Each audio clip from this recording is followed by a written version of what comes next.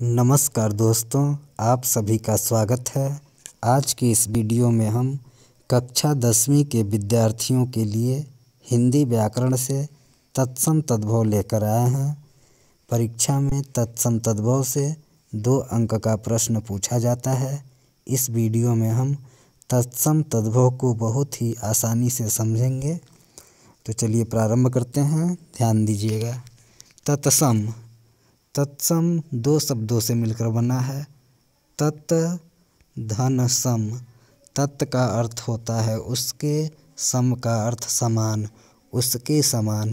किसके समान? संस्कृत के समान। वे शब्द जो संस्कृत से ज्यों का त्यों ग्रहण कर हिंदी में प्रयोग होते हैं तत्सम शब्द कहलाते हैं। कहने का मतलब यह है कि वे शब्द जो मूल रूप से संस्कृत भाषा के हैं और बिना किसी परिवर्तन के, जैसे वे संस्कृत में हैं वैसे ही बिना परिवर्तन के हिंदी में भी प्रयोग किया जाता है, वे तत्सम कहलाते हैं। जैसे समझिएगा, बालक, विद्यालय, कवि, पृथ्वी, कर्म, विवाह, मृत्यु, पुष्प, सर्प, ये सब शब्द मूल रूप से संस्कृत भाषा के हैं, लेकिन इनका प्रयोग हिंदी में भी होता है। ये तत्सम कहलाते हैं। समझ गए होंगे आप। तत्सम उसके समान, किसके समान? संस्कृत के समान। वे शब्द जो मूल रूप से संस्कृत भाषा के हैं और बिना बदलाव के जस के तस हिंदी में प्रयोग होता है, तत्सम कहलाते हैं। आगे देखिए, अब है तद्भव। तद्भव क्या होता है? वे शब्द जो संस्कृत से ध्वनि परिवर्तन के बाद हिंदी में आए हैं तद्भव शब्द कहलाते हैं। बस थोड़ा सा समझिए, जो ज्यों का त्यों संस्कृत से हिंदी में आ गया वे तत्सम, और जो थोड़ा परिवर्तन के बाद हिंदी में आया वे तद्भव। जैसे देखिए, अग्नि से आग, सर्प से सांप हो गया, आम्र से आम हो गया। तो आग, सांप, आम ये क्या हैं? ये तद्भव है, क्योंकि ये संस्कृत से ध्वनि परिवर्तन के बाद हिंदी में आए हैं। ये तद्भव कहलाएंगे।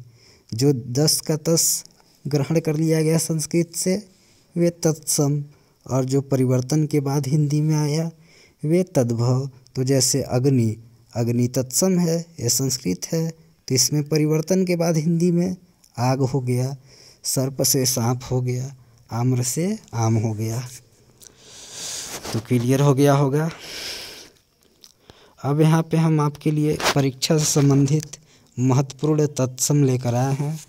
परीक्षा में इस तरह से तद्भव दिया जाएगा आपको, और उसका आपको तत्सम रूप लिखना होगा।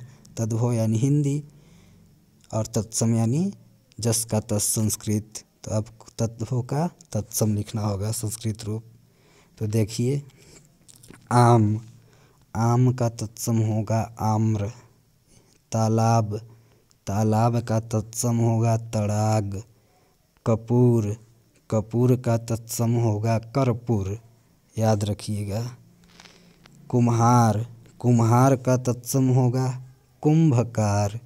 चरण, चरण का तत्सम होगा चरण। इसी तरह से तत्सम दिए रहेंगे, आपको उसका तद्भव लिखना है। भीख, भीख का मतलब, भीख का तत्सम भिक्षा। मोर, मोर का तत्सम मयूर। भाप, भाप का तत्सम वाष्प। खेत, खेत का तत्सम क्षेत्र। आगे देखिए, किसान, किसान का तत्सम कृषक। नींद, नींद का तत्सम निद्रा। रात, रात का रात्रि। मौत, मौत का मृत्यु। कबूतर, कबूतर का कपोत। पत्थर, पत्थर का होगा प्रस्तर। ये बहुत महत्वपूर्ण तत्सम हैं। ये हर साल परीक्षा में रिपीट होते रहते हैं, आप याद कर लीजिएगा। दांत, दांत का तत्सम दंत। नया का नवीन। भंवरा का भ्रमर। धुआं का धूम्र। खीर का क्षीर। जीभ का जिह्वा,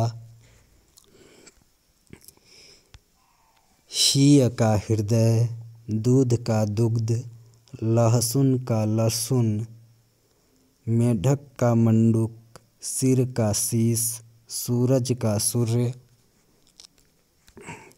सपना का स्वप्न, कंधा का स्कंध, बैल का वृषभ, सावन का श्रावण, फागुन का फाल्गुन, हाथी का हस्ती।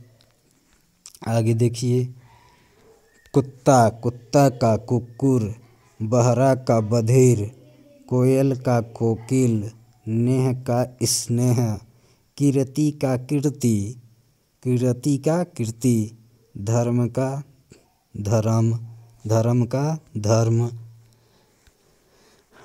सांस का श्वास।